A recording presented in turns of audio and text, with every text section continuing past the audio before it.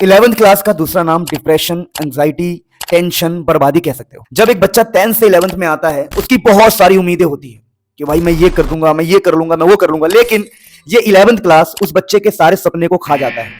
तो अगर आप चाहते हो कि भाई आपके 11th क्लास में आपको प्रॉब्लम फील ना हो, आप चाहते हो कि 11th क्लास आसानी से निकल जाए, आप चाहते हो कि कोई ऐसा बंदा हमें मिल जाए जो हमें पूरी 11th बहुत इजीली करा दे, कोई ऐसा बंदा मिल जाए जो अपने मटेरियल दे के हमारा 11th क्लास इजी करा दे, अगर हम जीरो पर है तो हमें हीरो बना दे, और हम फेल हो रहे हैं तब भी हमें टॉपर बना दे, तो बिल्कुल सही आपने इस वीडियो पे क्लिक किया है। 2 मिनट देखने के बाद आपको फायदा होगा और 2 मिनट बाद आप खुद डिसाइड कर लोगे कि ये वीडियो आपके लिए वरदान साबित होने वाला है।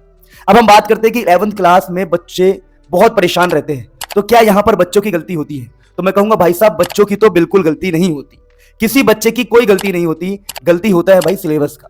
जब बच्चा 10th से सीधा 11th में आता है ना, तो भाई साहब जो सिलेबस होता है, सिलेबस इतना बड़ा हो जाता है कि बच्चे को समझ में नहीं आता करना क्या है, कैसे क्या है। फिजिक्स में हो जाता है तो फिजिक्स में उसको न्यूमेरिकल, डेरिवेशन, इतनी सारी थ्योरी, इतने सारे चैप्टर, इतने डिफिकल्ट कॉन्सेप्ट, तो उस बच्चे को कुछ समझ नहीं आता है। केमिस्ट्री में भी यही हाल होता है, यानी कि 11th हार्ड लगना एक बहुत कॉमन चीज है, हर किसी को हार्ड लगता है। तो अगर आपको 11th हार्ड लग रहा है तो टेंशन लेने की कोई बात नहीं है। अगर आप इस वीडियो को लास्ट तक देखते हो तो आपको ऐसा सॉल्यूशन मिलेगा जो आप सोच भी नहीं सकते। अगर आप जीरो पर हो, हीरो पर आप इजीली पहुंच जाओगे, देखना। तो काम की बात करते हैं, restart class 11th zero to hero. तो हम कैसे जीरो से हीरो क्लास 11th में पहुंच सकते हैं, तो बात करते हैं फटाफट। देखिए, क्लास 11th में आपको जो बार बार परेशान करेगा वो है फिजिक्स। अब ये फिजिक्स कैसे पढ़नी है, कहां से पढ़नी है, कौन सी वीडियो पढ़नी है, कौन सा प्लेलिस्ट देखना है, वो सारा मैं आपको बताऊंगा। अब हम बात करते हैं भाई फिजिक्स। तो फिजिक्स ऐसी चीज है, हर बच्चे की प्रॉब्लम फिजिक्स है। 90% बच्चे को फिजिक्स में ही प्रॉब्लम होती है। और फिजिक्स कैसे होगा भाई, फिजिक्स करे तो करे कैसे? तो देखिए, फिजिक्स ना अगर आपको बहुत बढ़िया से सीखनी है तो आपको यह सीखना पड़ेगा कि फिजिक्स काम कैसे करता है या फिजिक्स चलता किससे है। तो हमारा जो फिजिक्स है वो कुछ चीजों से चलता है, जैसे differentiation, integration, vector, log and anti log. अगर भाई साहब अगर आपने इनको बढ़िया से नहीं किया तो ये आपकी जिंदगी में ना रोड़ा बन जाएंगे, रोड़ा। ये डिफरेंशिएशन, इंटीग्रेशन, वेक्टर, ये तीनों तो हर जगह घुस जाते हैं। यकीन मानो, डिफरेंशिएशन, इंटीग्रेशन, वेक्टर को सबसे पहले करना है।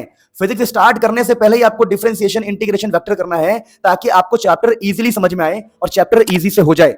जब आप ये कर लोगे तो लॉग, एंटी लॉग इसको भी कर लेना, क्योंकि केमिस्ट्री में, फिजिक्स में काफी बार यूज होता है लॉग एंड एंटी लॉग। अब तुम ये सोचोगे सर ये सब हमें समझ नहीं आता। आपको डिफरेंशिएशन, इंटीग्रेशन, वेक्टर को बहुत एडवांस लेवल तक नहीं जाना, आपको 11th लेवल तक का ही पढ़ना है स्टार्टिंग में, और फिजिक्स के लिए ही पढ़ना है या केमिस्ट्री के लिए ही पढ़ना है। बच्चे क्या करते हैं, सोचते हैं हम पीएचडी कर लेंगे। पीएचडी बिल्कुल नहीं करना, जितनी नीड है उतनी ही पढ़नी है। अब तुम बोलोगे सर हमें कोई ऐसा वीडियो या ऐसा प्लेलिस्ट बता दो जिससे हम उतना ही करें जितना हमारे काम का है। तो भैया मैं आपको प्लेलिस्ट बता रहा हूं, इस प्लेलिस्ट को फॉलो कर लो, लाइफ एकदम सेट हो जाएगा। इससे बाहर आपको 11th क्लास में डिफरेंशिएशन, इंटीग्रेशन की यूज नहीं होगी, और कहीं कहीं पर यूज होगा तो ऑटोमेटिक आपको पता लगता रहेगा। तो पहला प्रॉब्लम था फिजिक्स, मैंने सॉल्व कर दिया। फिजिक्स में आपको एक और काम करना है, आपको डीप लेक्चर्स को फॉलो करने हैं। अब ये डीप लेक्चर्स के प्लेलिस्ट मैं आपको दे दूंगा। अगर आप इन प्लेलिस्ट से पढ़ते हो तो इन प्लेलिस्ट के बाहर आपका एक क्वेश्चन भी नहीं आएगा। ये न्यूमेरिकल की प्लेलिस्ट भी मैं लगा दूंगा, पहले चैप्टर पढ़ लेना, फिर न्यूमेरिकल की प्लेलिस्ट पढ़ लेना, इससे बाहर आपका एक क्वेश्चन भी नहीं आएगा, ये गारंटी है। इजीली 100 में से 100 स्कोर कर सकते हो। अब बात करते हैं केमिस्ट्री। तो भाई केमिस्ट्री तो बड़ा सिंपल सब्जेक्ट है। केमिस्ट्री में आपको सबसे पहले चैप्टर पढ़ना है सम बेसिक, फिर स्ट्रक्चर ऑफ एटम, फिर पीरियोडिक क्लासिफिकेशन, बाकी जैसे चल रहा है वैसे चलते रहो। अब देखो, इन चैप्टर्स को देखने के लिए आपको इन वीडियोस को ही फॉलो करना है जो प्लेलिस्ट आपको बताया जा रहा है। इनके अलावा अगर आप कुछ और फॉलो करते हो तो यकीन मानो आप पूरे टाइम भटकते रहोगे, आपका 11th खराब हो जाएगा। Please follow this playlist, these are the best playlist. इन्हीं की हेल्प से आपको काम करना है। आपको इन प्लेलिस्ट का लिंक भी डिस्क्रिप्शन में मिल जाएगा। अब बात करते हैं इन द लास्ट कि आपको अपने पूरे 11th किन चैनल के साथ टिके रहना है। अगर आपको घूमना है तो पूरी दुनिया जहान घूमो, लेकिन जब पूरी दुनिया जहान घूम के थक जाओ और पूरी दुनिया जहान में समझ ना आए तो इन चैनल्स पे जाओ। इन चैनल को अपना बिल्कुल वो बना लो, दोस्त बना लो, पार्टनर बना लो। इन चैनल्स को ही बना लो भाई, ये बहुत ही सुपर्ब चैनल्स है। 11th के लिए मुनील सर को फॉलो करो। मुनील सर फिजिक्स पे वीडियो आएंगे, मुनील सर केमिस्ट्री पे वीडियो आएंगे।